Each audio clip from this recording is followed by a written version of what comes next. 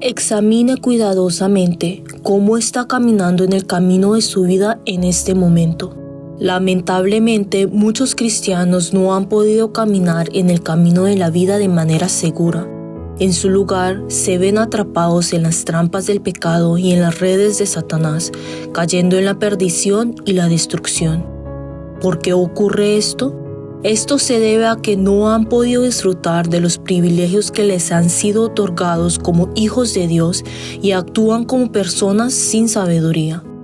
Esto no significa que carezcan de la sabiduría para vivir en este mundo, sino que el problema reside en que aunque ya han recibido la sabiduría de Dios, todavía confían en la sabiduría del viejo hombre. La sabiduría del mundo se manifiesta al enfrentar los desafíos cotidianos, como resolver problemas con ingenio, tomar decisiones acertadas o actuar con astucia. Este tipo de persona es vista como sabia según los estándares del mundo, pero la sabiduría de Dios abarca mucho más que esto. El asunto más importante para el hombre, ya que ha sido destinado a la destrucción, es salvar el espíritu, preservarlo y alcanzar finalmente la salvación eterna. Esto puede lograrse a través de la sabiduría de Dios. Cuando nacemos de nuevo, ya hemos recibido la sabiduría de Dios.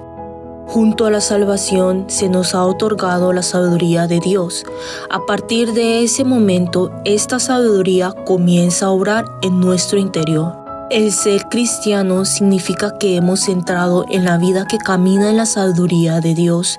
A partir de entonces, nuestra tarea es activar esa sabiduría sembrada en nuestro espíritu. Para ello, primero debemos aceptar que Dios nos ha dado esa sabiduría. Luego, esforzarnos por conocer la voluntad de Dios. Cuanto más profundo sea nuestro conocimiento de la voluntad de Dios, comprenderemos más su corazón, lo que nos permite ver las cosas según su sabiduría. Sin embargo, existe un factor que impide que esta sabiduría de Dios sea activada: el pecado. El pecado es completamente opuesto a la sabiduría de Dios.